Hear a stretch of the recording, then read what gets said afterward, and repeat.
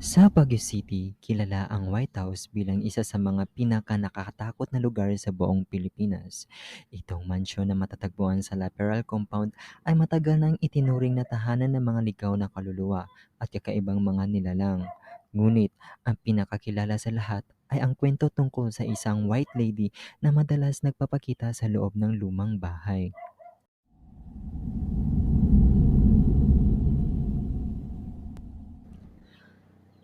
Ayon sa mga matatanda, ang White Lady ng White House ay isang babaeng namatay noong panahon ng digmaan.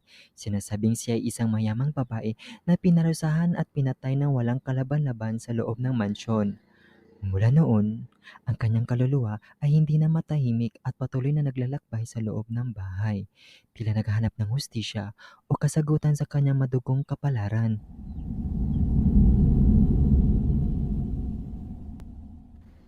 Maraming tao, lalo na ang mga nakatira malapit sa mansyon, ang nag-uulat ng mga kakaibang pangyayari.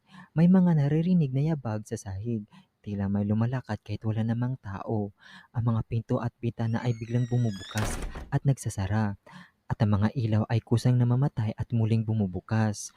Ngunit, ang pinaka nakakatakot sa lahat ay ang pagsulpot ng White Lady, isang matangkad na babae na nakaputing bestida na tila palutang-lutang sa dilim. Ang kanyang mukha ay walang emosyon, ngunit ang kanyang mga mata ay puno-puno ng mga hinanakit at lungkot.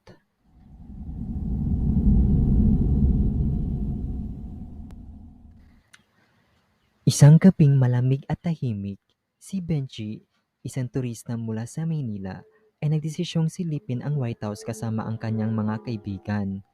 Nais lang nilang magpaka-adventurous at subukan kung talagang may multo sa lugar. Habang nasa loob sila ng bakuran ng mansyon, biglang bumalot ang kakaibang lamig sa kanilang paligid. Ang hangin ay dati banayad ay biglaang humampas na parang may gustong magpaalis sa kanila.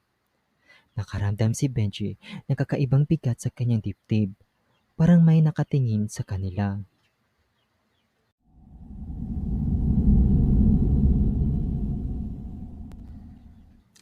Habang binaybay nila ang mga lumang pasilyo ng mansyon, naramdaman ni Benji na tila may malamig na kamay na humahawak sa kanyang balikat.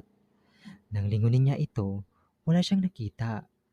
Ngunit isang iglap lang, biglang nagpakita sa kanyang harapan ang White Lady. Nakatitig sa kanya. Walang imik, ngunit tila humingi ng tulong.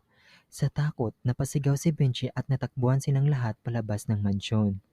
Habol ang kanilang kaba at kilabot. Hindi na sila muling bumalik sa lugar na iyon.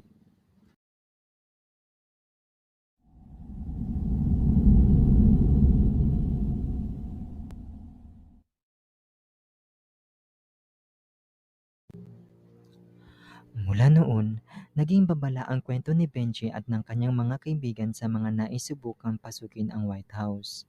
Sinasabi nilang ang White Lady ay patuloy na naghahanap ng makakausap, isang taong makakapagbigay sa kanyang ng katahimikan na matagal na niyang inaasam.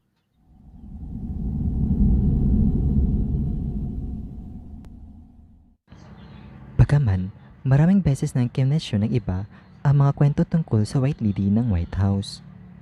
Hindi makakaila ang mga patunay na mga nakaranas ng kanyang presensya. May mga nagsasabing ang mga kwentong tungkol sa White Lady ay bunga lamang ng imahinasyon or urban legend. Subalit, patuloy na dumadami ang mga saksi na nagsasabing may kakaibang nararamdaman sila kapag nasa malapit sila sa mansyon.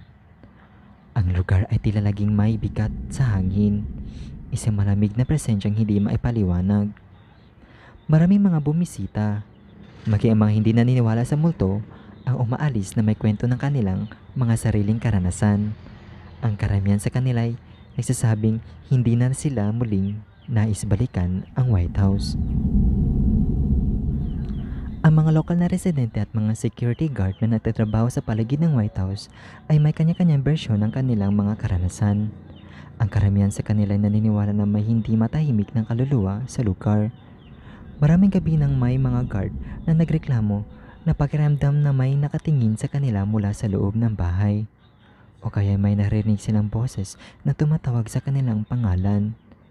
Kahit na sinubukan nilang iwasan ang takot, Ang paulit-ulit na kakaibang pangyayari ay nagpapatunay na ang White Lady ay hindi lamang isang alamat. Siya ay tila bahagi ng buhay ng mansyon, hindi umaalis at lagi naghihintay ng mga bibiktimahin ng kanyang malagim na kwento. Si Mang Ruben, isang security guard na nagbabantay sa lugar, ay matagal ang sanay sa mga kwento ng multo. Ngunit isang gabi, habang nagroronda siya sa paligid ng bakuran, may nakita siyang isang babae sa may hagdan ng mansyon.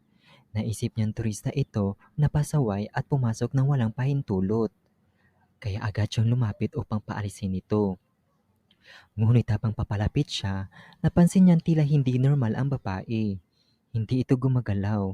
Nakatayo lang ito ng tuwid at tila palutang-lutang. Nang pansilayan niya ang mukha nito, nagpatanto niya walang anyo ang babae. Parang hungkag ang mga mata at maputlang maputla ang balat.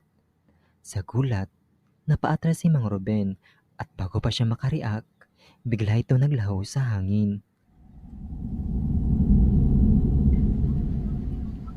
Isa pa sa mga nakakikilabot ng karanasan ay ang nangyari kay Marisa, isang estudyanteng mahilig sa paranormal na nagpunta sa mansyon kasama ang kanyang barkada. Pagkatapos nilang mag-ikot-ikot sa bakuran, nagdesisyon silang kumuha ng mga larawan sa loob. Nang makabalik sila sa hotel at tingnan ang mga kuha, laking gulat nila nang makita ang isang imahe ng babaeng nakaputing bestida sa isang sulok ng larawan. Hindi siya nakita ng kahit sino sa kanilang habang naroon. Nag-aalangan si Marisa kung ipapakita ba ito sa iba. Ngunit simula nang makuha ang litrato, palagi na siyang binabangungot. Sa bawat panaginip niya, lumilitaw ang White Lady. Palaging nakatitig sa kanya na tila may gustong sabihin, ngunit hindi makapagsalita. Nakaramdam siya ng matinding takot kaya't nangako siyang hindi na muling babalik sa mansyon. Hanggang ngayon, patuloy pa rin bumabalik ang takot at kwento ng mga makakakita sa White Lady ng White House. Ang lugar ay tila naging may malimig na presensya na parang may hindi matahimik na kaluluwa. Sa bawat gabing bumabalot ang hamog sa Baguio, lalang bumibigat ang pakiramdam sa mansyon, na tila isang pahiwatig na naroon pa rin ang kaluluwa. Hindi matahimik, patuloy na naghihintay ng taong makakapagatid sa kanyang ng kaluwagan o ng kasamang makatuluyan sa ilalim ng kanyang sumpa. Kung nagustuhan mo ang kwento na ito, huwag kalimutan mag-subscribe sa aking channel. May marami pa akong nakahandang kwento na tiyak magbibigay kilabot. Hit notification bell para hindi ka mahuli sa susunod na kwento. Salamat sa panonood. Bye!